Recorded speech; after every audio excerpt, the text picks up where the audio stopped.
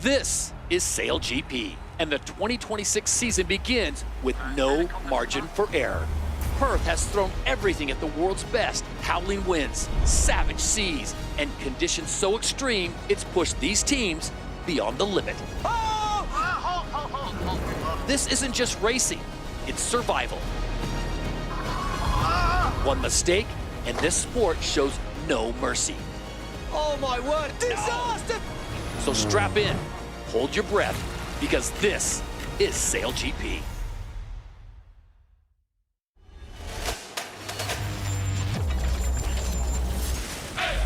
Waves crash underneath, sound like thunder speaking. Flying carbon machines, driven by the world's best. Yes, powered by nature, raw passion, all action. When it takes, racing on water, racing with impact. Give it all, everything. Give it all, everything. We are racing. When it takes, we are SailGP. With the 5th season in the rearview mirror and a new champion crown, SailGP now turns the page and embarks on its most ambitious season to date. With Western Australia as the backdrop, the world's best sailors have once again convened at a renowned sailing venue. Welcome to the Oracle Perth Sail Grand Prix, presented by KPMG. Situated on the southwestern corner of the continent, Perth is the perfect launching point for the 2026 season. With a sold-out crowd for both Saturday and Sunday, the knowledgeable racing fans will have a front-row seat to the most exciting racing on water. It's an ideal on-water racing amphitheater that will heighten both the fans and the 13 international teams' perspective of the dynamic course on the Indian Ocean. Combine the massive crowds with top-end conditions, and this opening event has the makings to be one of the all-time great openers for SailGP. Alongside Olympian Stevie Morrison and former Emirates GBR athlete Hannah Diamond, I'm Todd Harris. Welcome to the opener of a brand new season. After an opening event in Perth, the league stays in the Southern Hemisphere for 2 additional stops in Auckland. Tickets are now available, and then Sydney. Then it's the first foray into South America and a visit to Rio, Brazil. Return visits to Bermuda and Halifax, Canada are also on the Season 6 calendar before the European League of the 6th campaign before the final 2 stops in the Middle East, and once again a grand final in Abu Dhabi to wrap up this year's campaign. It's been a short off season for SailGP, as it was mere 7 weeks ago that Emirates GBR won the Rolex SailGP 2025 Season Championship. 2026 sees the fleet grow to the largest yet, as the Swedish swag team Artemis joins the party. 13 national teams will compete in identical high-tech 50-foot foiling catamarans for a total prize pool of $12.8 million. After a highly active winter transfer winter, the pecking order is wide open. Event 1 sees the debut of the capital of Western Australia, Perth, which is already delivering drama. The legendary local sea breeze known as the Fremantle Doctor has already made life tough for the world's best sailors. New team Artemis Racing of Sweden endured a challenging start in practice with a facial injury to wing trimmer Chris Draper. Australia's new wing trimmer Ian Jensen also suffered a leg injury and is out for the weekend. 2024 champions Los Gallos season also off to a terrible start as a crash and big waves caused major problems. The damage was deemed too extensive to repair in time for this weekend's Oracle Perth Sail Grand Prix. Yeah, well, we've got day 1 here, 4 races to get the full fleet racing out there, and then we're going to have 2 more races for the full fleet tomorrow. 10 points if you win, 1 point if you're down in 10th place. We're going to accumulate the points, and then those top 3 boats will go through to that winner-takes-all final on Sunday.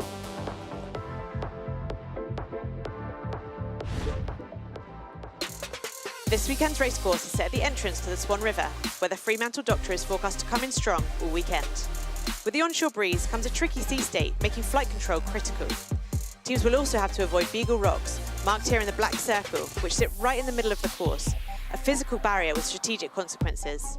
The athletes need to push the boat to the limit to get to the front of the fleet, but fly too high and you risk crashing down, which means big losses. The start will be important as ever, and teams can choose whether to turn left or right at the gate marks at each end of the course before turning left to finish off the breakwater. And we're almost set to go racing, so 13 now becomes 12, with Los Gallos unable to go because of damage to their boat. Before we go racing, we always check in with the 4th member of our team. Here is Olympic silver medalist Lisa Darmanin for a report on the conditions and the boat configuration. The conditions are awesome out here in Perth, Todd. We've got an onshore wind from the southwest, averaging 25 kilometres per hour, gusting up to 33 kilometres per hour. As we heard, there are some waves on this racetrack, making it pretty tough for the flight controllers, especially as they turn the boats. Configuration-wise, though, we do have the high-speed T-foils, and on the back of the boat, we've got those high-speed rudder winglets. In the air, we've got the 24-metre all-purpose wing, so all the training's been done on the 18-metre wing, so a little bit of adjustments for the teams out here. We've got the J2 on the front of the boat, 6 people on board. The wind's a little bit patchy out here, but as we know, it all comes down to getting off the start line clean, so it is all on here to kick off the season in Perth. All right, thank you very much, Lisa, and she will have a special guest a little later on as we are under 90 seconds away from the first race here at the Oracle Perth Sail Grand Prix presented by KPMG. Hannah Diamond, this is the moment they've all been waiting for. 7 weeks ago, the title was on the line, and now it's season 6. Yeah, that's right, and it's a brand new season, so they're going to have to put their best foot forward to have a good start to the season here.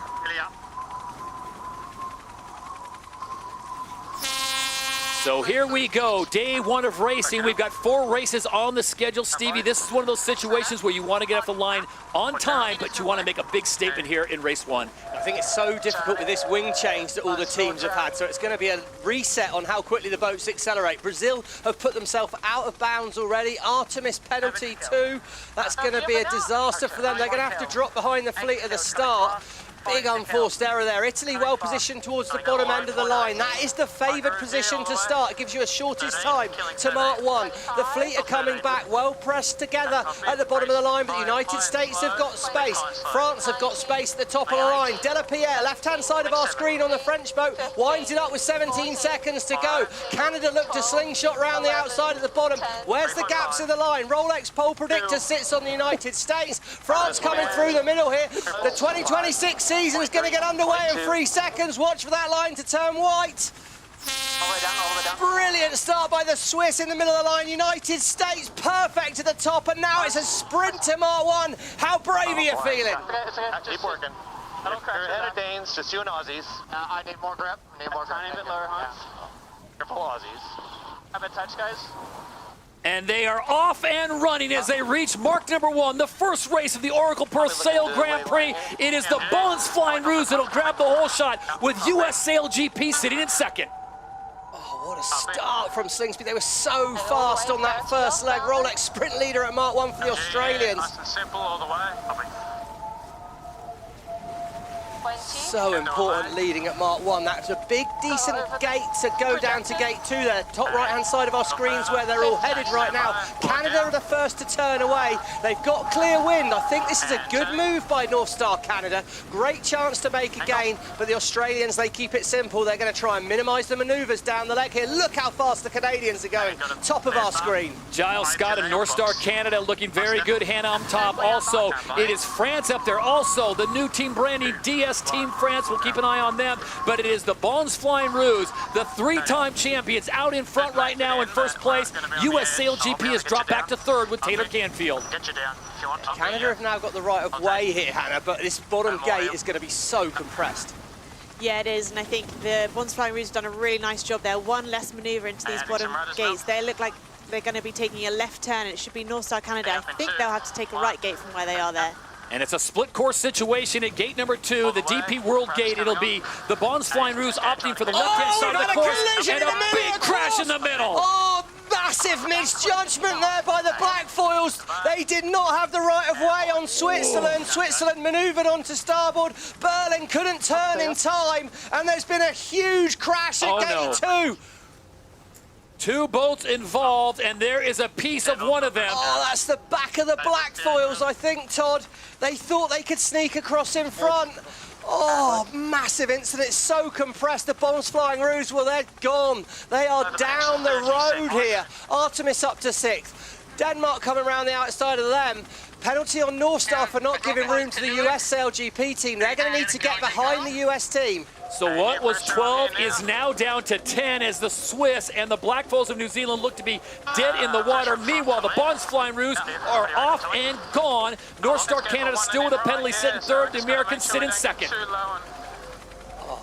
Hannah, I was just about to say how impressive the Bonds Flying Rouge. Glenn Ashby, he hasn't sailed a boat for a couple of years. I mean, he's a magician in this kind of boat, but he's back and the Bonds Flying Rouge are just gone. Yeah, and we know how much easier it is to sail the boats when you can get in a bit of clear air, so they'll be really trying to consolidate this lead at the moment, but so much action back in the pack already. Stevie, talking about who that is, Glenn Ashby subbing in for Ian Jensen because of the injury, flown in literally as a super sub. Hannah, I got to ask you, how hard is it to come away and all of a sudden, oh yeah, by the way, we need you on the F50 foiling catamaran today? I mean, if anyone can do it, then Glenn Ashby is definitely one of the names you definitely want on your call list for that, but especially in conditions like this, it looks glamour sailing, but these boats are so difficult to sail, so you have to just jump in after one day's training. Leg 3 of 7, race number 1. We're scheduled for 4 as we see the Bonds Flying Rouge out in front. Here's the replay of the situation center of the screen. You see Switzerland, they manoeuvre. Not a lot of time for the black foils to react. I mean, it was a very tight turn, but the rules say as soon as you're on starboard tack, black foils must keep clear, and well, quite clearly they didn't there. You can see the view on board the black foils. They try and set up to react to that turn, but they're a little late, and then he just can't turn in time. And there you go, massive contact. Oh, I mean, we haven't heard from the umpires just yet exactly what's happened with that. I'm sure they're having to look at the details. Everyone is safe. That's, of course, the most important news. Oh, look at that. You can see Pete Burling almost came jolted out. Forward. So Pete Burling almost tossed out of his cockpit. I think he realized right then what had happened, and it was on him. Here is it on board the Swiss boat. And turning. Nowhere to go. I don't know if that was boundary, I don't know. Yes, I've just spoken to Chief Umpire Craig Mitchell, who's in the booth here, and it is a penalty on the black foils there. It was a port boat not keeping clear of a starboard boat, and they'll be disqualified from this race. But looking at the damage and the fact both boats have stopped, I think it's far, far worse than all news for the black foils fans. Meanwhile, back to live racing here on race number 1 of 4. It is Australia way out in front by virtue of that amazing start. Australia out in front, and then the team that is newly branded DS Team France, Quentin Delapierre, the same driver. He is in second. He's moved up nicely. Taylor Canfield, the Americans, sit in third, and North Star Canada in fourth, with Brazil now sitting in top 5 position. Mubadala Brazil and their driver Martini Grail. It's quite a shake-up. I mean, it's quite an open course, this. I think it is about getting your nose in front and kind of then executing things really well. So for teams like the USA, Canada, didn't probably have the 2025 season they'd want, then really encouraging. But also Brazil, I think of all the teams in the transfer window, Hannah, they probably had the hardest time. Yeah, I imagine they would have been disappointed to lose kind of 2 of those key players in the wing trim and the flight controller position, but I think, you know, it's the beginning of a season. They really climbed the leaderboard last year, but I think it's time. There's an opportunity now to really put some learnings in place. And on this nice big course we've got here in Perth, actually quite a nice race course to start with. There are the champions from last year, Emirates GBR. They are currently sitting in 8th place, with Australia way out in front. Their lead over 5 minutes. Yeah, there's going to be some finding their feet. We saw yesterday GBR didn't look, you know, quite the team they looked towards the end of last season. Of course, it's about growing through the year. We all know that. It's about winning at the end of the year, not at the beginning of the year. But if you're on board the Bonds Flying Rouge right now, I mean, what a start to the season they're having. 400 metres ahead in this first race. And we can see there is space on this race course. It's not as tight as some SailGP courses. But conversely, Stevie, as the Bonds Flying Rouge are having a great first race, you got to think of the Black Foils of New Zealand and Switzerland, and no fault of their own. They are literally quite dead in the water, so the Swiss are out. Spain not able to make it to the start line. And Hannah, now you've got the Black Foils of New Zealand, one of the preeminent teams. A lot of people think they could win this season, and they have dug themselves a huge hole. Yeah, I think they were definitely one of the kind of key teams to watch for this season, so a complete disaster start to the season for them. But yeah, well, say a disaster. About 30 minutes ago, I said they were going to win this event. On, angle, good job. Nikolai Sehested in Denmark now. Currently in 5th place overall, just behind North Star Canada is still Australia, Bonds Flying Rouge. And their owner, Hugh Jackman, Ryan Reynolds, got to be happy about this, Stevie, as they are off and flying with a massive lead. All the way. Yeah, and of course, you know, Rottwell, Denmark, I think it's important they start the season well, they ended the season in the best possible way, but for them, for Italy are at the back of the pack, Artemis, they're sat in 10th. I thought the Artemis team got off to a good start, but again, perhaps struggling with a bit more congestion. I think it's one thing to do it in practice with a bit of space. Suddenly everything starts happening a lot faster, and that's when someone like Slingsby, well, he just literally comes into his element. Following up slow. Nice pressure at the mark to bear away, and so all clear. to be behind this first pack. That's the voice of Glenn Ashby, the wing trimmer there. So he's got his head out of the boat, trying to coordinate that team. And as you say, a pretty good stand-in to be able to call upon.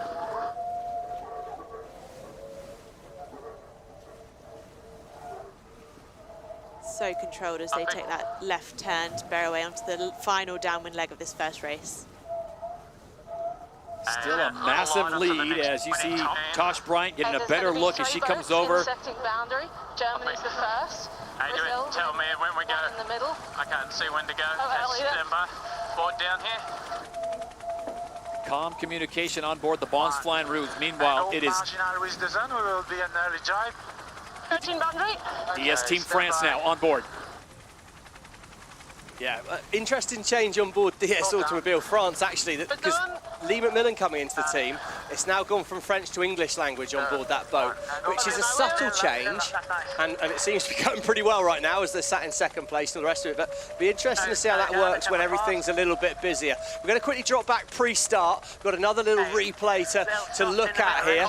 About to slide in that on the screen. See an incident here, bottom right-hand corner here. We're on board the Italian boat, and we're going to see Germany coming in underneath. Germany have the right of way, and we see the foil there. Wow, I mean, that was so tight. The foil did touch. Didn't look to me like there was any damage. But wow, they say rubbing's racing, but I'm not sure that's quite the case in this game. In 2, 1. And this will be the last gate for the Bonds Flying Rouge at the right side of your screen. And then it's a straight shot to the finish line. And the opening win of Season 6, the Oracle Perth Sail Grand Prix, presented by KPMG, will go to the home team as the Bonds Flying Rouge comes screaming towards the fans on the shore. And the victory in race number 1 will be theirs. Australia claims the win on home water. And that is your Emirates winning moment. Well, you don't start a season a lot better than that. That was clinical. First mark to last mark win, and then just stretched away from the fleet. I think the French will be really, really happy, to be honest with that, because they worked their way, had to overtake a couple of boats, had to take the opportunities they were given, and then they looked fast when they got the space, because they've also stretched away. So very encouraging start for the French team. DS Team France brings it across in their newly worked out kit as a good new paint job comes across the line in second place. Valuable points for them. Content Delapierre always good in the wind. And there you see the rest of the fleet trying to close the gap. And it will be US SailGP. Taylor Canfield opening up the campaign with a great podium finish in third place, Stevie, with 3 races to go today. But this is going to build some confidence for the Stars and Stripes. The entire fleet's delivered so we can go attack like the Aussies did. Copy, stand by. And the Americans cross safely. So that's 1, 2, and 3.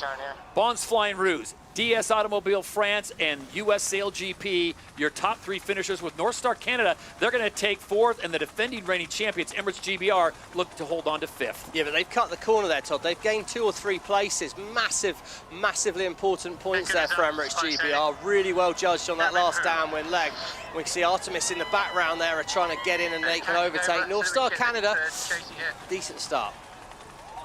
Look like Sestead and Rockwell Racing looking like they want to close this thing down, possibly steal a point. They're going to run out of real estate, and they will have to settle for 6th. So the Danes come in 6th place with Red Bull Italy and Phil Robertson. They'll be 7th.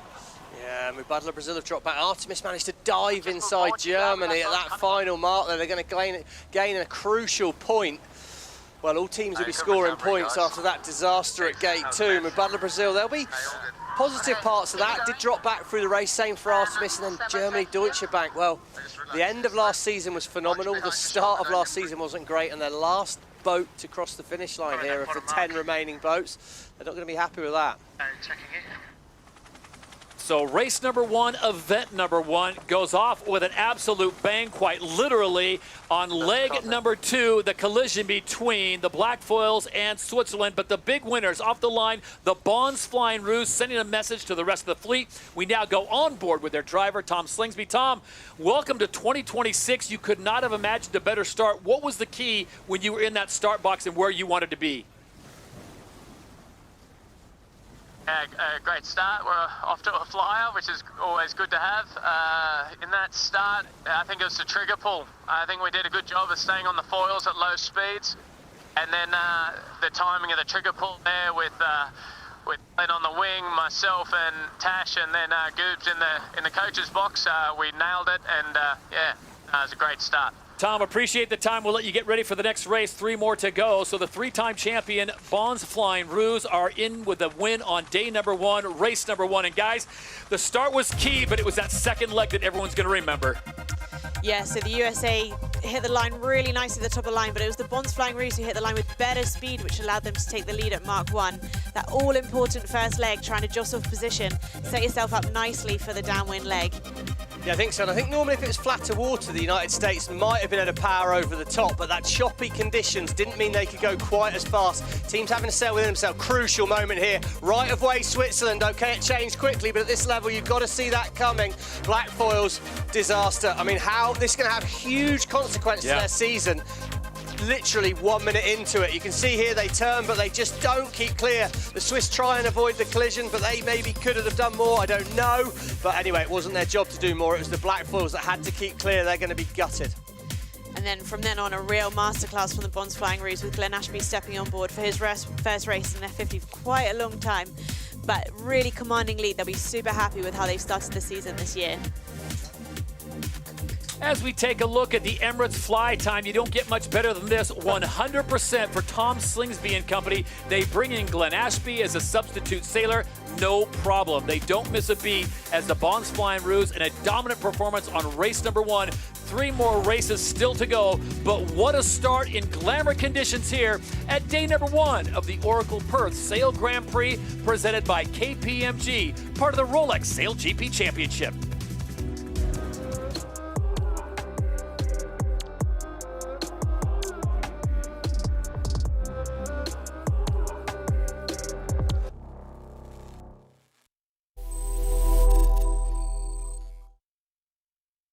It is really cool to be back. It's been a busy 6 months putting together the team, so it's obviously pretty rough out there. Our first warm-up lap on Tuesday didn't really go according to plan. I just said, we'll just do a nice easy one here. The foil vented and then we got ejected into the sky. And unfortunately, Chris Draper got flung onto the boat and got pretty badly hurt. Yeah, he was a little under the weather yesterday, and so we just said to, enjoy this Perth lifestyle and sleep in a little bit this morning. And there's no doubt in my mind he'll be full throttle when he's out there. There was a little bit of a whisper if he wasn't okay, you'd be in the driver's seat. Mate, after walking into this adrenaline lounge, I will not be leaving the adrenaline lounge. That opened the door for Stu Bithell to return. Yeah, it's been really good to get him back. Obviously, there's a lot to learn, like different playbooks, but it's been awesome sailing together. He's a really big character. Does the boat get weighed down a bit more, those extra gold medals that are on board? Yeah, well, he's packing a couple of extra pounds over Goobs. As seems to be the way in sailing, every time something bad happens, it was the last thing we were going to do for the day, and we went for a jibe, and Ian was crossing the boat and hurt his knees. 2, 1, Hold. It's been super nice to have the same kind of starting lineup that we've had last season. So that for us has been a lot of upskilling and processing. You feel, the people are pushing hard and they're all developing, and it's only the question who develops the quickest. And I hope we will be in the mix. You ask any team up here what their goal is for the season, the goal is to be on the podium at the end of the year. That's really ambitious for all the teams to say that, but for us with a new group of people, that's the ultimate goal. Plenty of teams that are going to be fighting at the front this season. I'm sure it's going to be our tightest season yet. All the teams that have been out there, they've kind of been on a stretch course, but as soon as you start putting them into the cage in these conditions, we will see some action. That is absolutely guaranteed.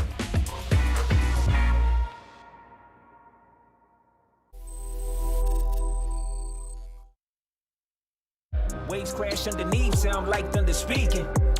Flying carbon machines, driven by the world's best. Yes, powered by nature, we are SailGP. Back in Perth, Australia, day number 1 of season 6. And if you're looking for a ticket, I'm sorry, they're all sold out for today and tomorrow, but tickets are available for the next stop in Auckland. This is the Oracle Perth Sail Grand Prix presented by KPMG.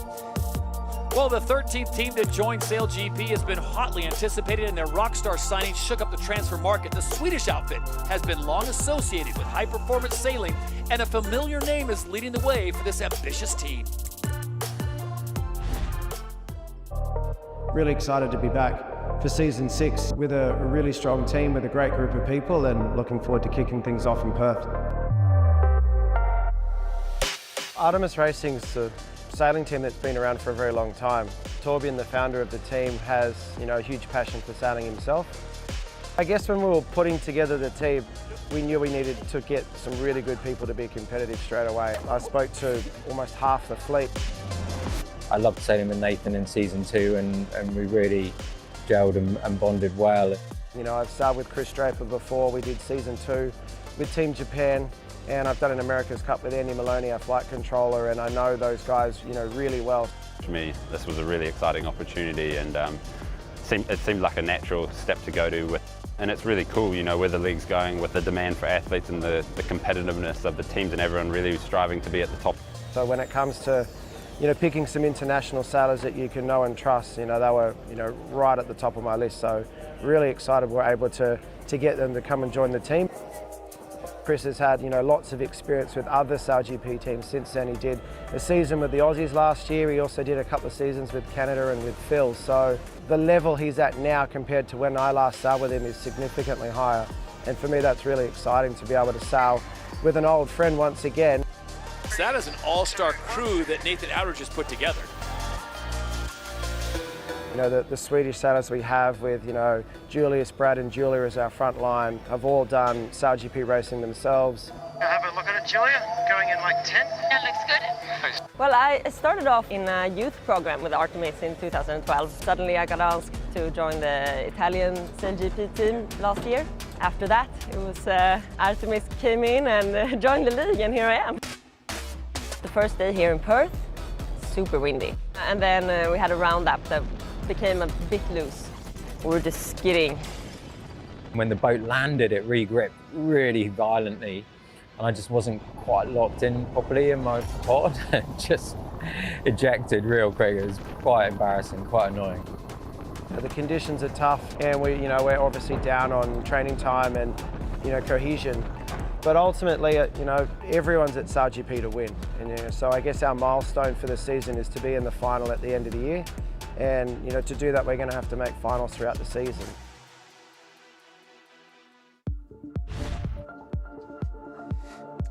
Well, it is a beautiful day here in Perth, Australia on a day 1 of the first event of season 6. Doesn't get much better than this, as we have come to Western Australia for the first time to kick off season 6. This is the Oracle Perth Sail Grand Prix presented by KPMG, part of the Rolex SailGP Championship. Stevie Morrison, Hannah Diamond, Lisa Darmanin, and Todd Harris with you after one race complete, and it will be talked about for months to come, Stevie and Hannah. Leg number 2 of race 1, it is the Black Foils, and there you see the damage colliding with Switzerland. Yeah, you see the Swiss turn, they gain the right of way there, and you can see the Black Foils not really set up. I think what will be interesting to see the timing, but as soon as a boat that you know is going to gain the right of you goes to set up for the manoeuvre, you have to match that with your crew, don't you, Hannah? Otherwise you're just not ready to turn. Yeah, and these boats, you can't just turn on a dime. You have to wait for that board to be down and on the lock before you can turn. And I think we were kind of expecting really windy conditions here, but I think this was just an error of judgment by the Black Foils. Watch out, Kiwi, watch out! We can hear the onboard there, but real shame to start the season that way for both teams. I got Brugel, come up. Yeah, I mean, you can hear it's dramatic on board, and they're trying to sort of avoid that collision themselves. Of course, it's not helped them. There you see the ball goes down, but it doesn't quite hit the lock. Burling has to delay his turn, and I can only think that a little bit before it, he thought they were going to cross, and that's why they hadn't quite set up for the thing, but I mean, disaster. As the fleet gets ready for race number 2, we have the chance to go down on the water with Team Switzerland. Sebastian Snyder is their driver. Seb, the first question I have for you is everyone okay, and what do you know about the boat? Everybody's okay, so that's the main thing. I hope all is good with the Kiwi as well. Obviously the 2 boats got quite a big damage there, so yeah, that's it for us today. Quite frustrating, but I will review what happened. Yeah, Seb, sorry to hear about that. I mean, it was really tight incident, and I mean, you're the boat gaining right of way, so, clearly you feel like you were in the right.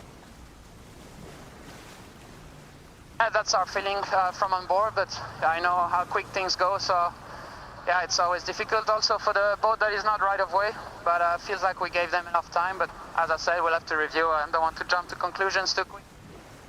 All right, Sebastian, thank you for your time. We're glad everyone's okay, and we know the tech team, if they can, they'll get you guys back in the game as quick as possible. So there's the word from Sebastian Schneider, the driver from Switzerland. You saw the angles, Stevie. So we started with 13. We are now down to 10 with New Zealand and Switzerland out of the game, joining Spain on the sideline. So, Hannah, this is going to give everyone a lot more room. We've got 10 boats now in the box. This is like old school going back to season 4. Yeah, and suddenly there's so much more space on the course. Just take a few boats out and there's a little bit more breathing space, but that doesn't mean it's not going to be tight. They're all sailing to the back of the start box now, looking to line themselves up to hit the line with speed at start time. Yeah, I think the trouble is, Todd, when you're at this standard, everyone knows the favoured place to be. Right. So it's still going to be busy. You know, there's just maybe a bit more opportunity, but if you're going to go for a bit more opportunity, you'll be in less space. I got to think, Stevie, that Nathan Outridge and Sweden Artemis Racing are going to want to bounce back in a big-time way. We saw them in practice racing yesterday. Looked so good. They got a 9th in race number 1. Yeah, well, we're on board here with the Swiss. You can see, I think they're going to grow into the season. Nathan's not raced in this kind of busy environment for a long time. He might be the wind whisperer. He might have done it all before, but he's got a lot of practice and sharpening up to do. Emirates GBR, they look well placed. Once again, left-hand side of screen, coming in like a missile, is that DS French team. They're looking fast, but I don't see a gap for them. It's all about the acceleration now. Dual-Star Cannon look good. Germany thread the needle. France do find a gap. De La Pierre comes through like a rocket. What a start by the French. The Rolex pole predictor sits on top of the Canadians, but I don't think they'll be able to go fast enough in these choppy conditions from here. Okay, don't overlap. Okay, we are leading, boys. And the race is on to mark number 1. Quentin De La Pierre and DS Team France say we are leading, but he's got Germany Deutsche Bank on his right-hand side. He owns the mark there, so he's got good space. Emirates GBR right in the pack. They look fast into there. They'll be happy to be 3rd at the fast mark, but look at the French. Perfect again. Great chance to extend. Here we go. 5 to 8. Okay. Plenty of space in this first downwind leg. They're all pushing to that boundary to see if they can get to the left turn without only one manoeuvre. A couple of boats have peeled out early, and it'll be interesting to see how they come back when they have right of way as well. Yeah, I think interesting that. I mean, Slingsby talked about how good their acceleration on the start of the first race was.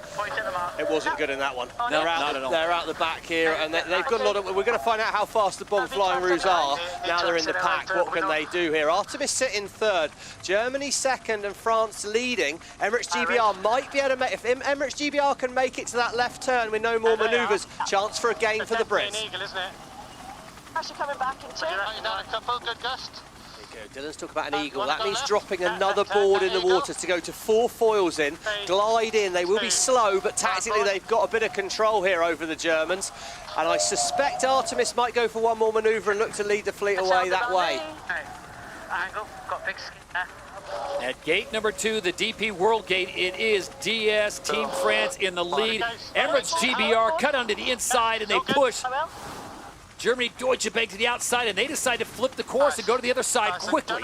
Yeah, well, they had the right of way as they turned the mark, but then Germany were going to get the right of way immediately afterwards. Germany turn. Artemis need to respond. Top of our screen. Quick manoeuvre there by Artemis. I think they kept clear.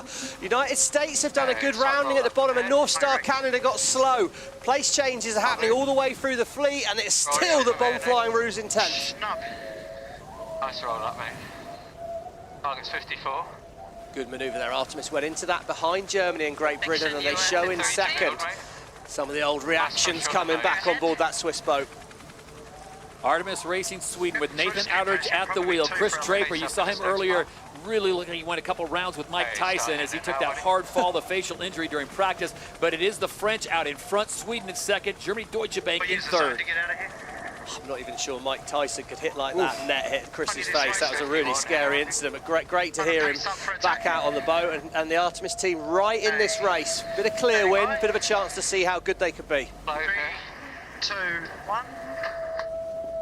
See the fleet really compressed at the bottom of that course. Whether you turn left or right, it's really not long before you have to do your next manoeuvre. The course opens up a little bit at the top, so they should get a bit more chance to get a bit of space on the course. Yeah, talking of space on the course, we get down to Lisa. You got Florian with you on the water down there. Lisa, how hard is it in these choppier conditions, Florian, with to tail the boat at full speed? Okay. Downing. Hey there, everyone. Yeah, it's absolutely not as easy as in the flat sea state. It's true that today is not the worst day we've seen. Worst sea state on training days.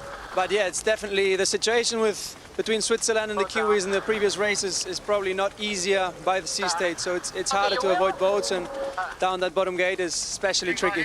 Florian, good to have you with us. Lisa, as you look at this course and what you saw in race number 1, where is the favored side? Where do you think a lot of these drivers are going to be heading?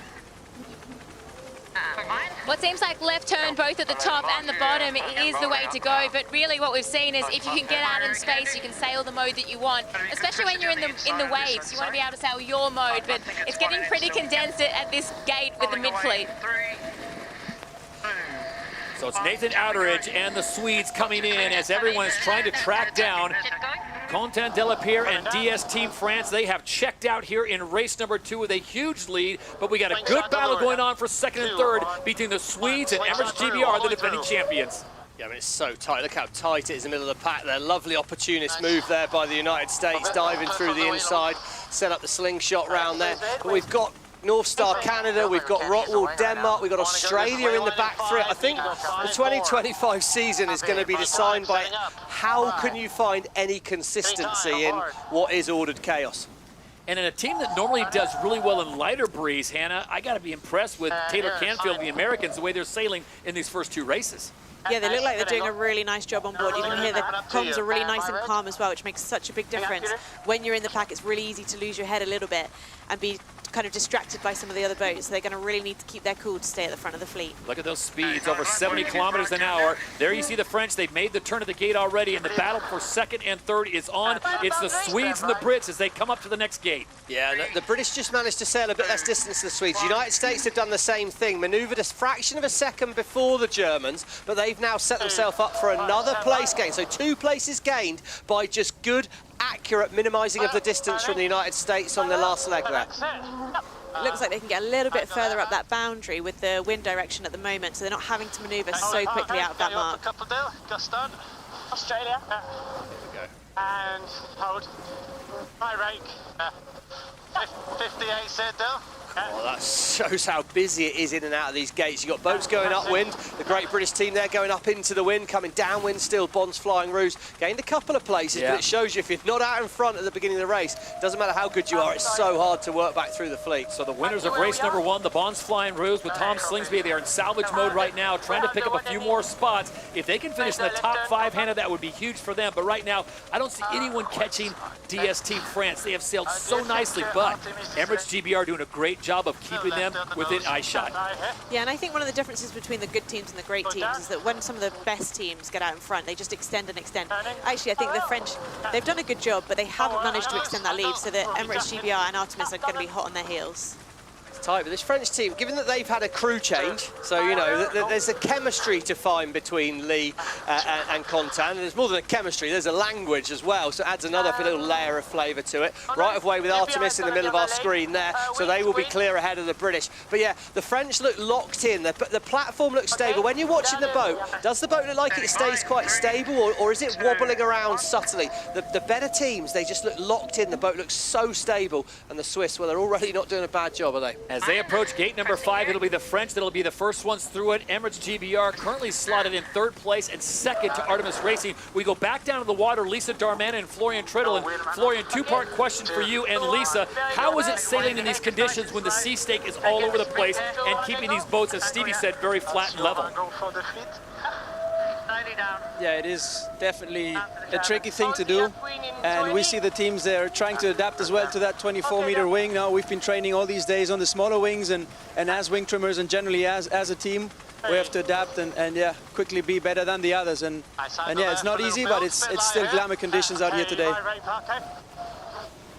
Place changed by the British there, Todd. They managed to get out of phase on that upwind, found a favourable wind shift, cut the corner on the Artemis team there, so the Swedish team lose a place. But again, the British, you know, not quite as smooth as they were. There you go, Dylan's happy to protest the Australians. It'll be a very, very small penalty, even if it was, but he's right, he's got the right of way. Bond's Flying Ruse have got to keep clear.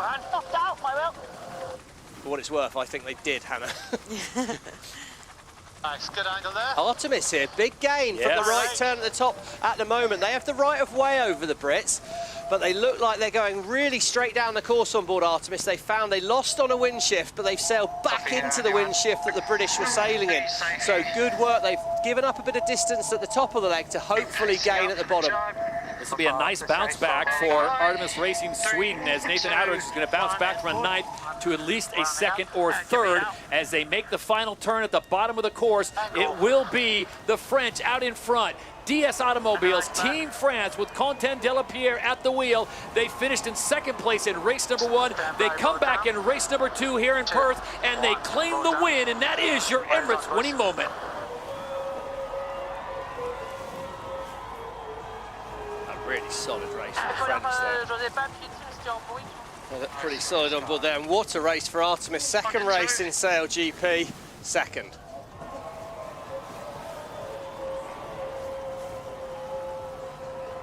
And it'll be Emirates GBR that comes across in 3rd. So those teams doing quite nicely. Emirates GBR got a 5th in race number 1. They come back with a 3rd, but the big winners, Sweden's Artemis Racing, they go from 9th to 2nd place. Remember, it's all about the points, Stevie, and accumulating those points for Super Sunday. And the Americans with a great showing as well, as US SailGP finished in 3rd. They'll come back with a nice performance here in 4th.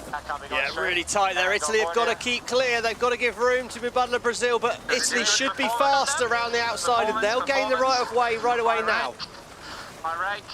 Yeah, comfy for Red Bull Italy around that mark, no problem at all there. And you can just see as soon as you fall off the foils, look at the speed difference. Good recovery there. So Red Bull Italy with Phil Robertson at the helm. They will finish in 5th place as Mubadala Brazil and Martini Grail. They're going to try to hold on for 6th. They've got the line, and they are able to hold off Eric Kostgarten Heil and Germany Deutsche Bank, who will finish in 7th. So race number 2, all but done and dusted. We've got a 3rd and a 4th race coming your way from Perth. Still going to bring home some teams. Hannah, I guess this would be a salvage mode. They were in 10th place. They come back, they pick 2 more spots up. The winners of race number 1, the Bonds Flying Roos. Yeah, I'm sure they won't be happy with that. It's always great to climb up the leaderboard, but they're going to have to pick up a few more places. You can see how critical the start is. They led from the moment of the start in the first race, but it is on a course like this where there is a little bit more space, really hard to catch up because the fleet does spread out a little bit more. So they're going to have to make sure that they're really hitting that start line with speed for the next race. Yeah, as soon as you're not leading at Mark 1, it's other people making your decisions for you in a lot of ways. You lose that first choice. I mean, North Star Canada, classic example. They're, you know, a bit out of phase, and then suddenly you start losing distance, losing places. So for North Star Canada and Rottwell Denmark, they're going to be pretty disappointed here because consistency is what's going to count if you want to make these finals. Denmark finished in 6th in race number 1. They finished 10th here, so they do pick up 1 point. Canada was 4th.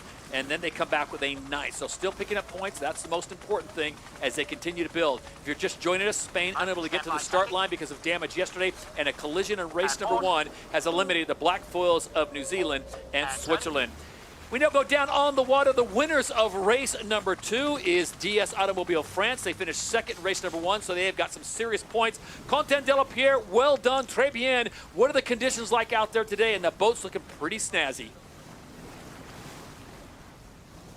As you can see, just a perfect condition here in Perth. I mean, yeah, good, fairly good breeze, and the level of the fleet is unbelievable.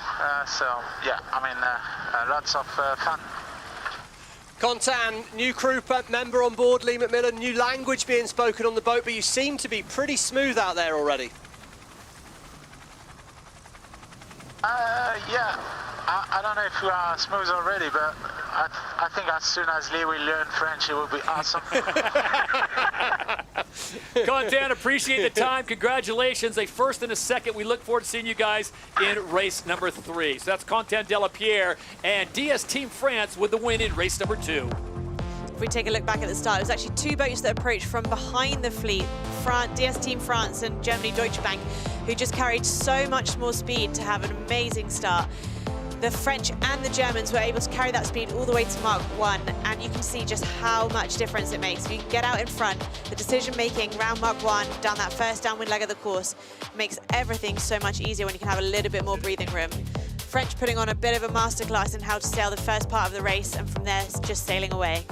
Yeah, I think we're just seeing as well, just that, you know, the race course really is quite a tactical one. If you sail a few extra meters by, you know, going further than you need to on these legs, you just throw away places. And Emirates GBR did a really nice job of saving meters around the course, but it was Artemis. They really took advantage of that, and I think they'll be very, very happy to get their new campaign up and running so early on. Good for the French, good for the Swedish, and well, what a day's racing we've got here at the moment, Todd. Let's take a look at the Emirates fly time, and again, near perfect this time coming by way of Artemis Racing Sweden. Nathan Outers, Chris Draper doing a great job. 99.7% fly time in race number 2.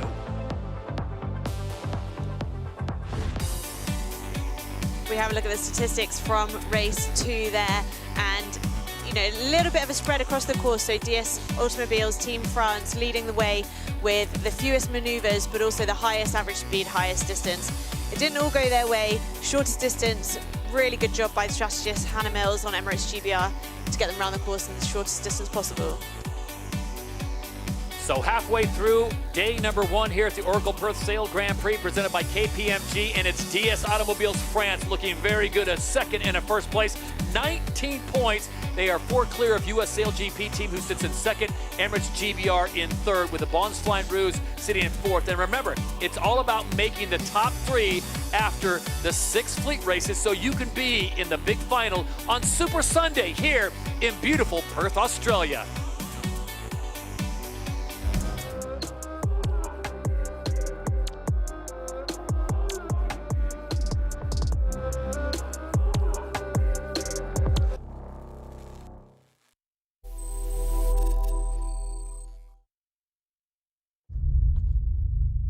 I think, again, going back to Dylan's story in SailGP, which I know has been documented, that he was with GBR in season 1.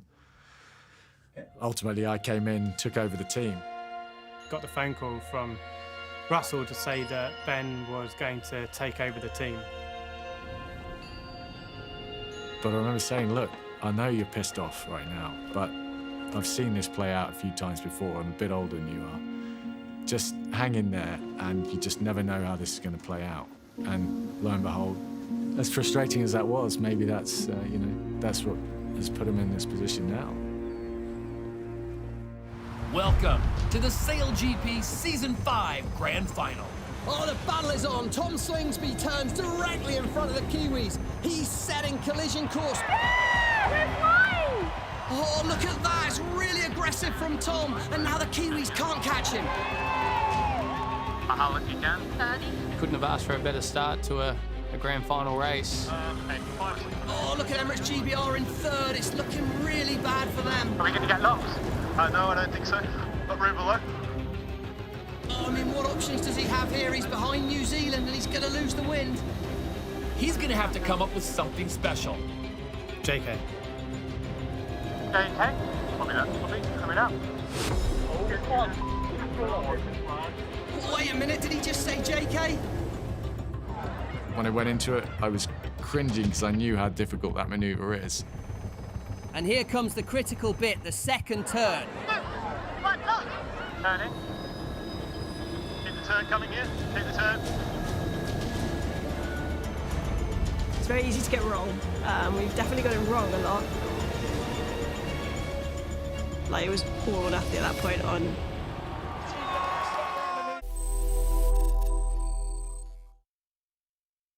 Waves crash underneath, sound like thunder speaking.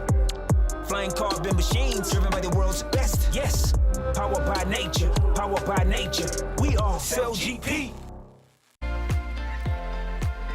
Western Australia is a wondrous, almost dreamlike destination. And just 30 minutes from Perth lies Swan Valley, a stunning food lover's haven waiting to be explored.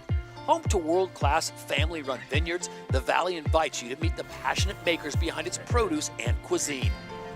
More than a place to eat and drink, Swan Valley is a true food and lifestyle destination, defined by golden sunshine, sweeping river views, and an unhurried pace.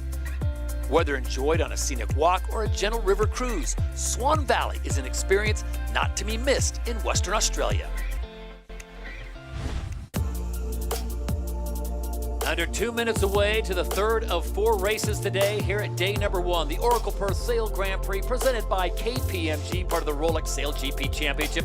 Fans are on their feet because, well, they're pretty happy they got a ticket, Stevie and Hannah. Sold out for weeks as the fans love this style of racing as we are minute 40 away, 10 boats on the line. Why? Well, because Spain had a big incident yesterday in practice, their boat damaged, unable to go. And then in race number 1, if you're just joining us, it was the Black Foils of New Zealand and Switzerland that collided. They are out for the rest of the day. So it's a 10-nation race-off with 2 more races to go. Yeah, it looks a pretty nice part of the world to be in, doesn't it, from all those videos we've seen there. I know the sailors are absolutely loving it. I mean, it's pretty much perfection. Couldn't ask for a better way to start the season, really. Up at the moment. Yeah. The train a bit further down, further forward.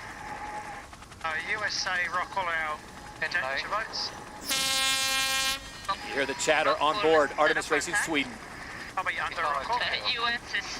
See the boats coming in on their train. They'll all have their specific timing, but of course you've then got to react to the other boats. Quite like where Artemis were, they found themselves a little bit, well, I said they'd found space. They're right in a traffic jam in the middle there. That was so tight through there. France again are giving themselves space. I'm wondering when the other teams are going to start to notice this. Bottom left of our screen, look how much space France have got.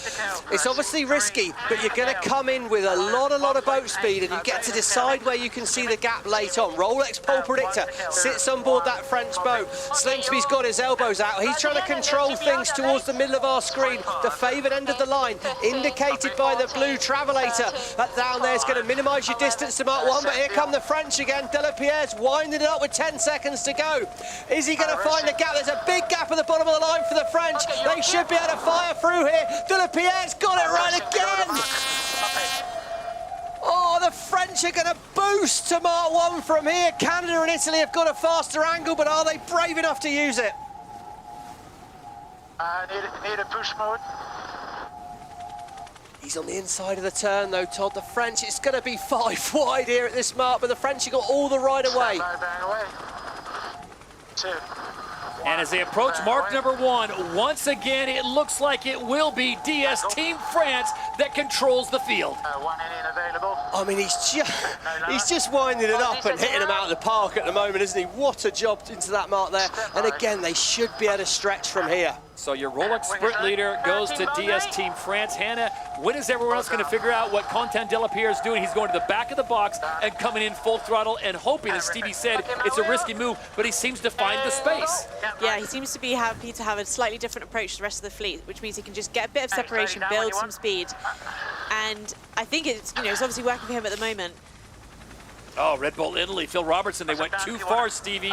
Yeah, they were sort of maybe at the lap of other people there, but they got outside the boundary. No penalty on anyone else. Canada pushed Artemis and the Italians pretty wide, but they obviously judged it perfectly there, Giles Scott. Top of our screen, United States split away. They will have the right of way as they approach gate 2, but at the moment they've got a bit of work to do as they're towards the back of the pack. So once again, it is the winners of race number 3, second place in race number 1, race number 2, the winners, as DS Team France will take the lead at the DP World Gate. This is the umpires, the penalty Australia. Similar one. Keeping clear. Similar one to the Kiwis there. Very similar one. Port and Star. But Artemis are going to look for to split the course left from the Canadians. North Star Canada potentially losing 1 place to Artemis. United States have threaded the needle at the bottom of the course here.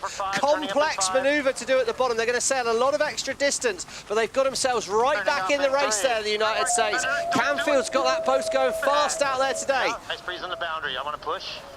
And stand by. You can make it through this bottom part of the course nice and clean. It's such a big advantage. And turning. Okay. Elevated voices on board with Taylor Canfield, Mike Miniger, Hans Henken, Anna Weiss. Really good crew, Stevie, and the way they're sailing for these few races, this is impressive. Yeah, I think the comms are good. You heard the voice of Andrew Campbell, the strategist there, said, I want to push towards the boundary. Didn't look like he was able to with the boats around him, but they've got a calm, they've got a system, and they're improving, aren't they? They're right in the race here, sailing very consistently. As we can see, it's not easy when you're in the pack, and they're consistently seeming to make a few gains. Right-hand side of the screen, Emirates GBR. They could best of the best can get it wrong sometimes there. You see a couple of mistakes on that downwind, right back to 10th. Let's go. And these 2 boats are off the foils here. They got really slow in that corner. Lisa, is there a lot less wind in that corner near the grandstand? Yeah, the wind in general has died off a little bit, but right near the grandstand, it's a lot lighter than where all the boats are heading right now. So considering it's coming onshore, it is quite patchy, but I mean, I'm with Florian Triddle, someone that's done it before. Flo, what do you think about, I guess, choosing the wind, doing more maneuvers, or maximising the course and pushing those boundaries? Yeah, it's a tricky decision, I think, and you also really got to manage where we are compared to the fleet, and then look out for the breeze and what is the shortest and most smart course. No? And yeah, it's a real challenge. We see teams doing it well and worse, but yeah, definitely the French are doing a good job today at it. But how easy is it when you are out in front and you just get to sail your own race like the French are doing? Yeah, that is the real moment when you start to enjoy Frio, when you're just sailing ahead of the fleet, and yeah, we see the French now. It's impressive how they're doing it, and I'm sure they're enjoying it. And Lisa and Florian, I've got to ask you a follow-up question. Was it the right decision that the league went with a 24-meter all-purpose swing with these conditions? Yeah, definitely. I think yesterday in practice we had the 18-meter wing and it just wasn't enough, especially when the waves are out here and you've got to accelerate. So I think the 24-meter wing is looking perfect today, but what does the wing trimmer think? Yeah, absolutely, and I think that's also why we've got a dedicated committee deciding with many different involved parties what the best setup for each day is, looking at the forecast and with everybody's opinion, and that was definitely the right call. All right, thank you very much, guys. Legs 4 of 7. This is race number 3 with one more race still to go. We don't have the black foils of New Zealand or Switzerland or Spain. And so Spain's loss is our gain as we get Florian Triddle on comms. But it is DS Team France out in front, Sweden in second, Canada in third. Beyond the ley line time. I copy. S angle. There we go, we see here coming and really tightens the right away USA, and we can see the Bonds Flying Rouge just didn't get the board on the lock, didn't set up early enough, whichever one it was, but they're too close. They had to spin the wheel to try and keep the boat upright in the end there. Big ease on the wing, just a little bit late reacting to the United States there. Potentially that's a new crew vibe, not quite being able to pull off these manoeuvres at the flick of a button there. It's just so hard manoeuvring these boats when it all happens really quickly, Han. Yeah, I think when teams sail together for a long time, they get really used to the timing that things take. So it doesn't take very much to change. That all to be thrown up into the air a little bit. And when these boats are coming together, especially at this bottom gate, it's getting really congested. So just those timings being slightly off can make it really difficult. It is DS Team France in the lead with 11 seconds on Sweden, Artemis Racing and Nathan Outridge. Can the Wind Whisperer make the magic work here and pick up the first win for this new boat that has joined the league? And they look very good, Stevie. Looked great in practice yesterday as North Star Canada sits in third, Deutsche Bank, Germany in fourth, and the USA SailGP team rounds out your top 5. Yeah, you know, if you think of a sailing race, you can only keep doing the right thing that's available to you. So if the boat ahead of you keeps doing the right thing, you can't magic it. And at the moment, France is just sailing too well. So Nathan will be thinking about the series as a whole. Second place is a brilliant result. The wind out here isn't totally steady. If you look on the water, in the sort of top right-hand side of the course, it looks a little bit darker. There's definitely more wind in that top right-hand corner right now. The crews are able to see that. They read that. It's not like black magic that they can judge where the wind is. And if they can find a bit more wind, well, they're going to be able to get the boats going faster. But the wind's also changing direction, isn't it, Hannah? And every time it changes direction, there's an opportunity to sail a bit less distance, which is also a chance to gain. So that's what the crews are, that's where the gains are on the water today, because they're all sailing the boat so well. Yeah, and you're exactly right. If you're in the front of the fleet, you're just able to make the best of that a little bit more, whereas the further back you go, you're more dictated to in your strategy. So it'll be pretty hard to break free out of that cycle sometimes. As they approach gate number 5, it is still DS Team France out in front, but their lead is shrinking as Nathan Outridge and Artemis Racing up at the top of your screen. This will make for a very interesting final leg. And remember, the left-hand turn, so it's a good chance to check in on the water. Lisa Darmanin, question is, where is the wind right now, and what do we anticipate for wind in race number 4, which is literally probably 10 minutes away? I mean, the wind has died off a bit, but it is expected to increase throughout the afternoon. That's a traditional thing that happens in Fremantle. I think the teams are learning the racetrack, and what we're seeing now is we're seeing the French team set up for a turn. So they are really favouring the left turn, and they're also covering Artemis off. So balancing wind speed and covering your opponents. Okay, 2-1, bang away. Solid tactical manoeuvre by the French there. So they could have gone right turn with no more manoeuvres if they wanted, and they'd probably at this stage be a little bit further ahead. They've lost a bit of distance by doing that extra manoeuvre, but tactically they've now got total control of the race, because the Artemis team are going to have to sail into the same wind as them or do extra manoeuvres on this downwind leg. So clever tactical racing there by De La Pierre. Extra manoeuvre, but total control. But you look at the speeds on top of the mast, Hannah, and it looks like Artemis is gaining as they are 62, 2 or 3 kilometers an hour faster, so not quite yet in the disturbed air of the French. Yeah, well, they've definitely been catching up the French, haven't they, throughout the course? So if they can just keep their line slightly above, then they can keep right on their heels. But US doing a really nice job here, pushing towards the front of the fleet much more than they have been previously. And there it is. Oh, Artemis Racing has moved into first as the French have their issues. Back up and foiling now, but the damage has been done, and Nathan Outridge has got a clear shot to the next gate. Oh, what an opportunity we missed. We weren't on screen then. There must have been a mistake in the jibe. That turn on the boundary, they've missed it. Well, there you go. They aren't perfect. We should get a little replay here. We're going to come back and see this. We're on board. Oh, they had to avoid the Bond's Flying Ruse. Oh, they didn't see the Bond's Flying Ruse. Had to delay their manoeuvre because the Aussies had the right of way. Costly, really costly. You sometimes got to plan ahead. Well, it takes most teams in SailGP a little while to win a race. It's taken Artemis, third time lucky. Oh, it's coming now. So they come through the final gate, and there it is, 100 meters away, and it will be Nathan Outridge who brings it across for Artemis Racing Sweden in Season 6 in the third race of the campaign, and they pick up a win, and that is the Emirates winning moment here in Perth.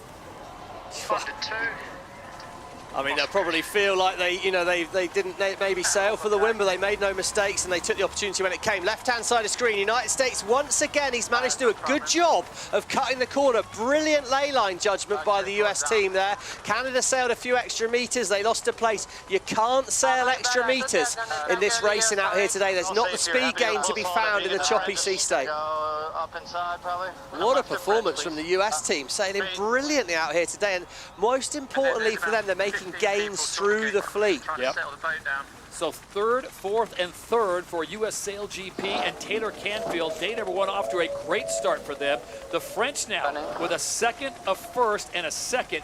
But look at this. Talk about stock up. Race number 1, Sweden goes 9th. Race number 2, they go 2nd. And race number 3, they get the win. All right, we'll keep sailing again here, guys, for positioning. And bye.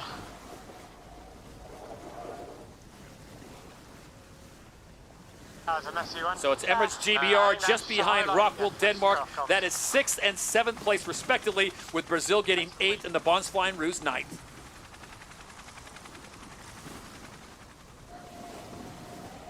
So there's Australia coming through, and it will be Martini Grail and Mubadala Brazil that get 8th, just ahead of the Bond's Flying Ruse. Remember, 10th place, the final team to get points, as Phil Robertson and Red Bull Italy will hold on for 1 point. She's not managed to get an Australian boat off the start line in these last 2, and it's just so hard. When you have got a new crew to try and get all the timing, it's just really difficult. But of course, well, it was a new crew that seems to have found their timing pretty well. And that crew is Artemis Racing of Sweden, and it's a familiar face to all of us, Olympic and gold medalist, former Japan driver Nathan Outridge. He's no stranger to the program. Nathan, congratulations. Welcome back to SailGP. This has got to be somewhat of an odd situation for you. You've been with several teams before. The adjustment with Chris Draper at your side has not been that difficult, has it?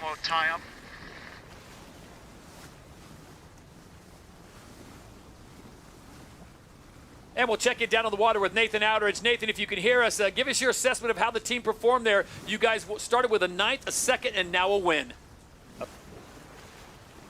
Yeah, it was a pretty tough first race. We got tangled up in some traffic at the bottom mark, but it's been really awesome to get 2 pretty clean starts, those last 2, and get a 2 and a 1 there. So the team's doing an unreal job, making my life super easy. Just point and shoot and try and keep out of trouble. So yeah, 1 more to go, but yeah, happy how we're going. Nathan, can you give us a bit of an indication as to how shifty it is out there, or gusty? There don't seem to be a lot of opportunities to get through the fleet, but when you're out in the lead, there definitely seems to be a way to catch the boats ahead. Yeah, it hasn't really come in today like we thought the Doctor would. It's quite good breeze at the top of the course start line, but it's really patchy down the bottom.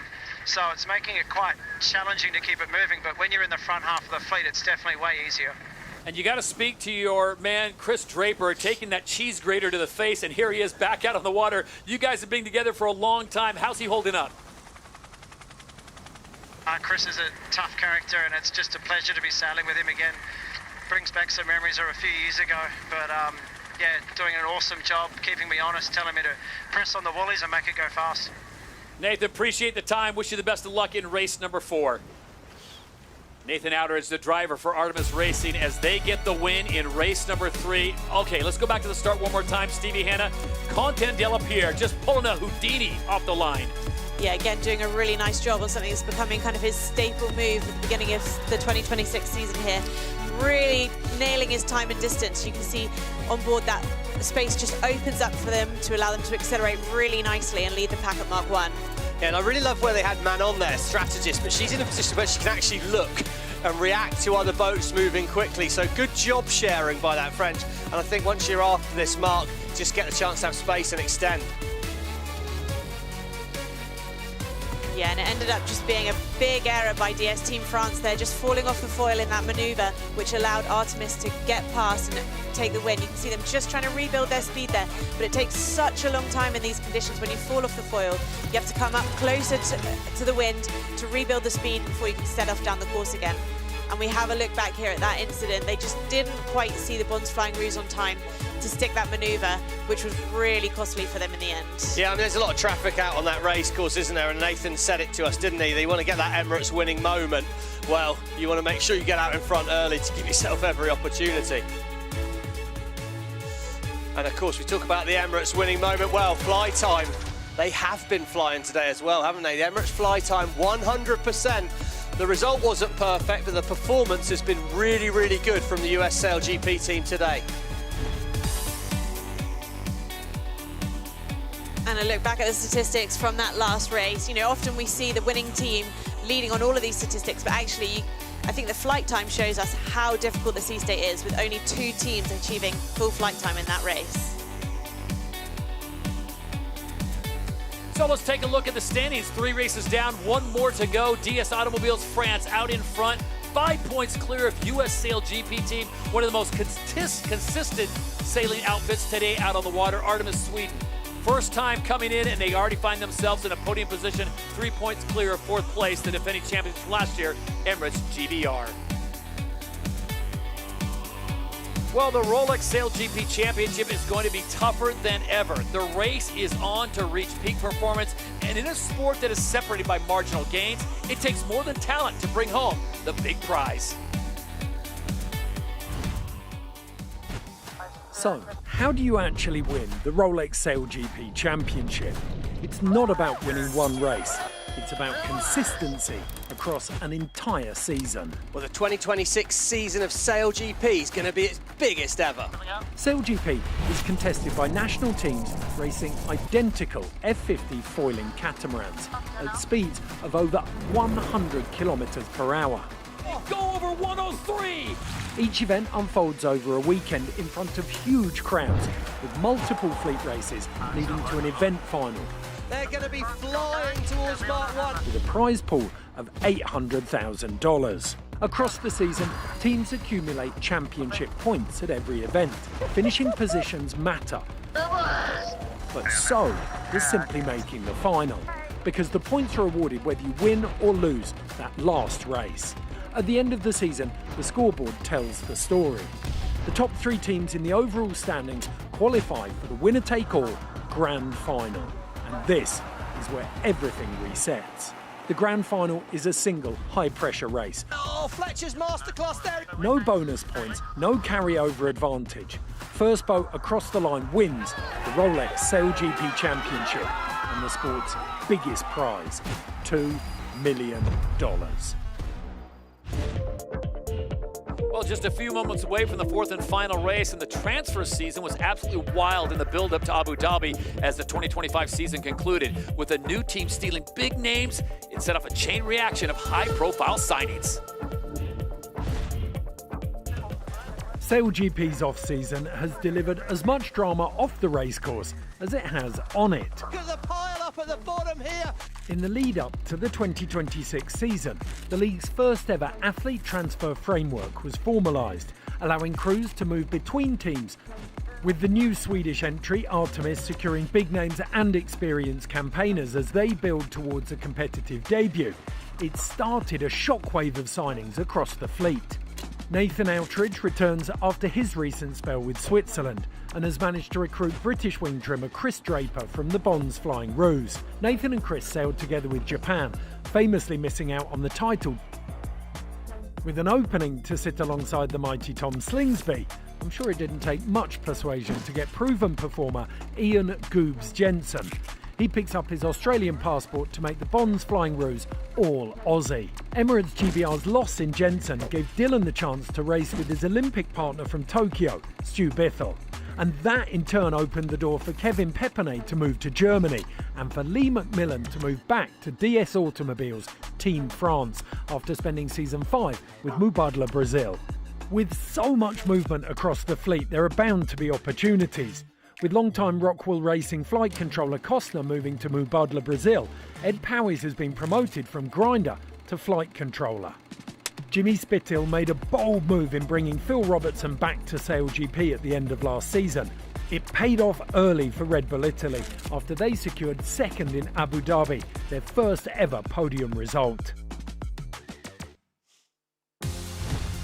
Call it the butterfly effect, the domino effect, Stevie. This was the first domino to fall when Nathan Outridge came in and started picking off his friends and top flight athletes. Yeah, I think he came in and just knocked over the whole bunch of them, didn't he? But yeah, Draper, Maloney, I mean, huge signings. And you can see if you buy in the best, you get yourself to the top of the game pretty quickly. They've been ruthless, Artemis, but after 3 races, it doesn't look like a bad call.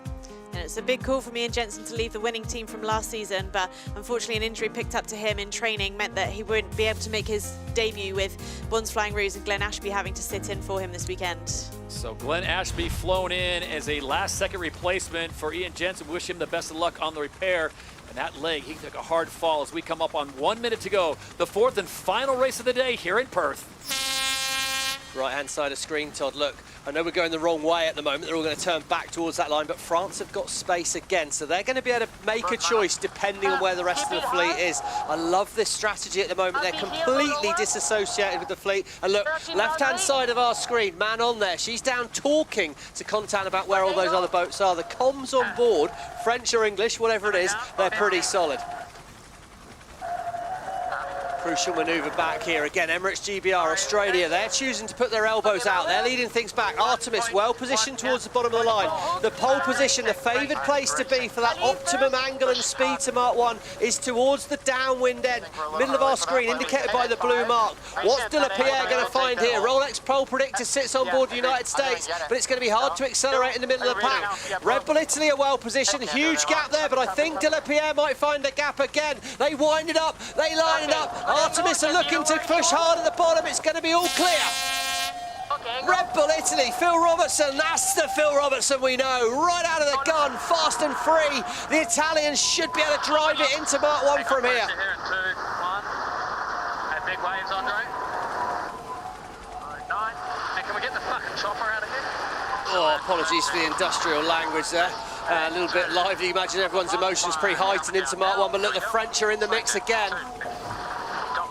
And at mark number 1, it is Red Bull Italy like a Ferrari to the gate. They take the lead, and it is DS Team France once again in second. Somehow, Contan De La Pierre and the French, Stevie, using that agoraphobia condition. They don't want to be around anyone else, and it works. Yeah, I mean, they go. We see Artemis manoeuvre away, North Star Canada manoeuvre away. It's not going to be the optimum thing, but they have at least got space as they head off down the course. Right, we're going to see how good this Italian team are now. Every team that's led at Mark 1 has been able to string it together for the rest of the race. How do they perform from here? Early manoeuvre by the French. Italy match it, and they match it well. It's now a sprint to gate 2, and the Italians should lead at that crucial part of the race. Martini Grail and Mubadala Brazil having their best showing so far. They currently sit in 3rd. Look at the top of the screen, though. You've got the winners of the last race, Artemis Racing Sweden, and the Danes, Rockwell Denmark, in 4th. No issue. It looks like they're making really nice progress down the ladder lines with this wind direction here. Be interesting to see how they select their bottom gate mark, because it's so tight at the bottom. Whichever way they turn, they're going to have to manoeuvre again quite quickly out of this bottom gate. Yeah, Italy are going to go straight here and just slingshot round. They should have a faster rounding than the French, but the French have managed to get a bit of boat speed. Wide in, tight out, just like you're racing a car. Should be easier for the Italians to execute that. Yeah, France are going to be around the outside. Early manoeuvre coming for the French, and Rottwell Denmark have done a nice job on this downwind, third place. North Star Canada picking up a penalty there. The winners of the first race, the Bonds Flying Roos Australia, once again in 8th place. So after a great start, Tom Slingsby and the Aussies having their problems. Yeah, just struggling to get that acceleration. Canada again, they're making mistakes. They're going to be pulling their hair out here.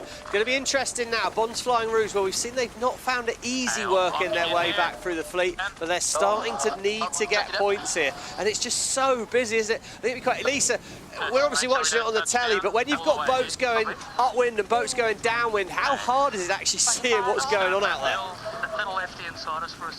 Yeah, it's so hard. Obviously, the athletes, they're focusing on sailing their boat really well. They're also focusing on trying to manage the race course. And then when you have boats coming at you in all directions, but Flo, I guess for you, obviously as a wing trimmer, what is it like for you when you've got boats coming up, but you're trying to go down and they're coming at you from all directions? Absolutely. I think that bottom gate is one of the trickiest parts of the race. One of the most key aspects is to really look out for the traffic and really anticipate the next move. And we've seen in race 1 how hard that can be sometimes. And yeah, they're doing a good job now. I tell you what, some of these drivers, Stevie, love to give the tech team a moment and a heart skipping because they are crossing so close, very small margin of error. Yeah, certainly early on there is. It's pretty shifty out here. The Artemis team have found a big wind shift, and look at that. Wind whisperer, well, he's whispering pretty well at the moment, and we've got a little replay at the start, and we can see Artemis, they got a little close to the line, trying to defend against Rottwell, but then they come wind it hard up at Emirates GBR. Emirates GBR must keep clear. That start, there's so much happening so quickly, but we go back to our main screen here, and we see the race. It's going to be really tight at gate 3. Denmark and Brazil have got the right of way over Artemis. Artemis have been talking about this for a while, but if he can get clear ahead, it's going to be a decent lead for the Swedish team as they approach gate 3. What an upwind leg for the Swedes. Brilliant position, but Mubadala Brazil, they're going to be well positioned. They've got to give boats coming inside them room, but they could potentially get right round the outside. Rottwell Denmark have the right of way on Mubadala if they want to turn left. They won't. They're going to split the course. Great upwind leg by Artemis, but fantastic from Mubadala Brazil. And how about a fantastic upwind leg, Hannah, for the Bonds Flying Roos. They were mired in 8th place. They're now picking up another spot, so Tom Slingsby has somehow found his way into 2nd. Yeah, a really great leg from them. They do seem to be really good at climbing through the fleet when they can just find a little bit of space. It's interesting, we heard on board on Italy there, they were talking about the wrong thing. They were looking at more pressure, but they missed that shift in the pressure on the right-hand side of the course. Just shows how easy it is to make a big loss if you're just concentrating on the wrong thing at the wrong time. I think that decision at the gate's really crucial, Todd, as well. Artemis, you know, a lot of the leading boats went left turn. All the boats that turned right did lose because there was a rotation in the wind to that side of the course. Lisa, how easy is it to sort of actually see the wind shifts out there, or are you just having to trust the numbers you're seeing on your boat and sail what you're in at the time? Happy to come down. Yeah, as you said, the athletes have got the numbers on the boat, but that big right shift is generally where the sea breeze has come through. So we had that southwest wind, that was a gradient wind, so it's just coming in, but this Prix doctor that we all talk about, that comes in from the right and it kicks. I think everyone's had their eye on when is that going to hit, and it just hit for that upwind leg. Tight in the pack. Look at that move. Yeah, Mubadala Brazil, but they're going to be really slow at the bottom here. Yeah, I'm not surprised to see Slingsby spit. If you get slow and fall off the foils, it could cost you so much. Look at, once again, United States, they're not doing anything amazing, but they're doing the basics just brilliantly. A perfect ley line again by the US team. Another 2 places gained. They must have saved 6 places during today just by cutting the corner on these downwind legs. Really accurate sailing by that US team. Taylor Canfield and the US SailGP team looking to not finish outside the top 4 through the 4 races today, and that's the consistency that they did not have last year. They have certainly done it here in Perth on day number 1. Remember, Super Sunday tomorrow, we'll have 2 more fleet races, and then it is the big final with only the top 3 teams on points. Yeah, Australia have done a nice job. They're going to be up to 2nd here. There's a really, really big gain again in that breeze. Lisa said, top of our screen, there should be a little bit more speed out there. French off the foils, Todd. And they're back in the pack here, the French. First time we've seen them there. Okay, wind is on the axis. Artemis are miles ahead here, Todd. Absolutely miles ahead. It's a 200-300 metre lead. And Italy down to 7th. They're going to be displayed. Led at Mark 1. I said every team that's led at Mark 1 has won the race. So that's a worry for Red Bull Italy right now. So Artemis out in front with a massive lead. Second place belongs to Martini Grail and Butler Brazil. Third place goes to the Bonds Flying Ruse and Taylor Canfield, US SailGP top 4. Nice 55s there, Dill. They did a really nice job. Rockwool Denmark working their way, and it's going to be really tight at the top from 3rd all the way back, or even 2nd all the way back to sort of 5th, 6th. Could come into tight manoeuvres here. Australia, they're going to look to spin directly in front of Taylor Canfield's US SailGP team. Good move there, but Artemis, they do one more manoeuvre here. They're looking to match the fleet with a right turn at the top, and they're going to be looking strong with this final downwind leg to go. It's going to take some catching. Now we're behind Brazil. They really like that right turn at the top. They've made big gains from there in the past. I think they're far enough ahead that they're not too worried about what's happening behind them, with Mubadala Brazil and Bonds Flying Rue having a close moment at the top there. Yeah, right of way Mubadala Brazil. Do USA, they were talking about they had right of way to turn left, but they didn't want to. They're going to turn right as well.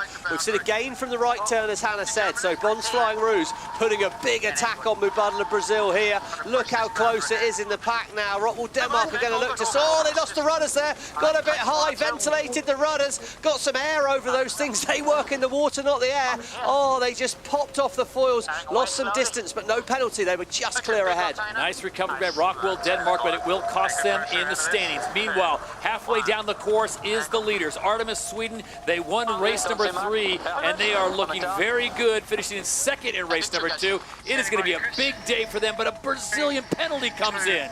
Yeah, boundary unforced, that's just not necessary. They're just trying to get as wide as they can to minimise manoeuvres. They had to lose 20 metres. They've lost that, but Mubadala Brazil do not have the right of way here. This is a tight cross. Martini Grail, well, she's anything, she's brave. I imagine she's going to push across this there. Looks like the Swedes are going to go 2 for 2 at the end. Right of way Australia. Mubadala Brazil need to keep clear. Oh, they need to keep clear. That's not enough. That's going to surely be a penalty there. I'm pretty sure Slingsby had to avoid. We'll see. It's going to go in the hands of the umpires. No doubt we'll find out about that one soon. This is the umpires. On to 2. Penalty Brazil. Port attack boat not keeping clear. Go behind Australia. And it's the new kids on the block. Artemis Sweden that gets the win. They go 2 for 2 on the final 2 races of the day for the Emirates winning moment again. Mubadala Brazil have got a penalty. They will finish 5 seconds behind the Australians, which could actually be really, really costly for them, because that's going to be behind Great Britain, I'd have said here as well. So that's unbelievable there. Slingsby slightly lit up. He's not happy about the Brazilians, and it was a little bit reckless, that cross. Nice. So it'll be Red Bull Italy to get 6th. 7th place will go to Rockwool Denmark. And France, DS Team France, will finish in 8th.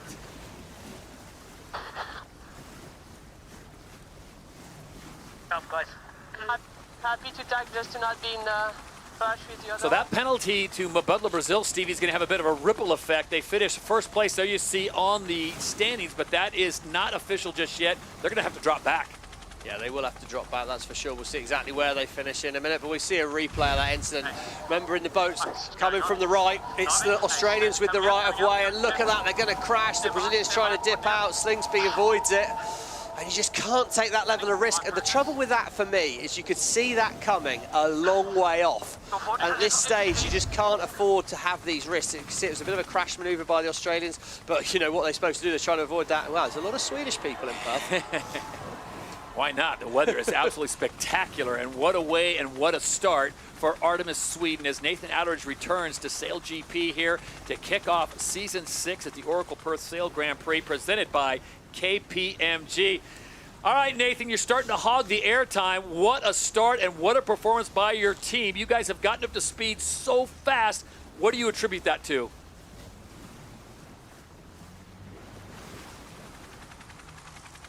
To me, Todd? Yes, sir. Oh, sorry, I missed the start of the question. We've done a lot of work over the last couple of months, and we've got a great team. And It was a little frustrating that first race, but it was great to be able to have 3 really clean races there and put all the hard work we've been putting together. It's been a year and a half since I've done a race, so I'm glad I had a good day. Yeah, I must admit, Nathan, I did think you were going to struggle with all that extra traffic on the racecourse than you've perhaps been used to. What's it been like getting back into it? Does it feel like SailGP's level's gone up a bit? Oh, the level's way higher than I remember. Yeah, for sure, the racing was super tight today, and I think, you know, the key for us today was just, you know, trusting each other and the skills we have, and, you know, Sam Meach was doing a great job in the coach's booth, just calmly talking us around the track as well. So, very, very happy with the group of people we've put together here, and awesome to have a good first day. But it's only one day, so we'll go home and do our homework tonight, and hopefully come back as strong tomorrow.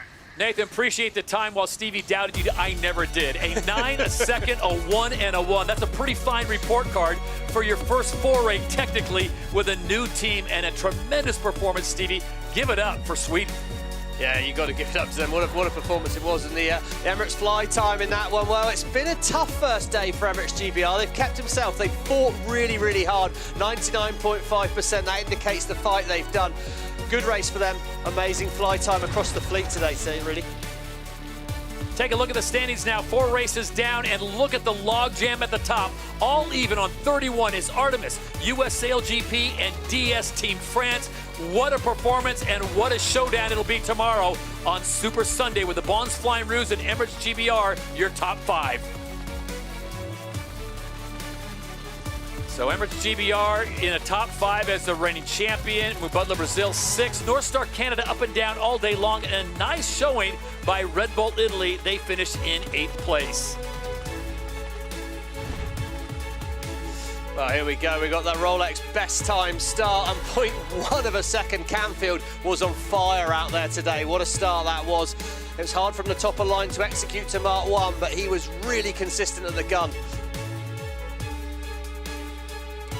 From that, we move on to the DP World fastest speed of the day, and everyone always wants to know about speed. Usually it's included with Team France, but not today. There is a new driver on the block. The hottest team in SailGP after 4 races is Artemis Sweden. 84.63 kilometers an hour for Nathan Outteridge and his squad. So before we say goodbye, everyone wants to know what the conditions are going to be like for Super Sunday. For that, we check in on the water with Lisa Darmanin.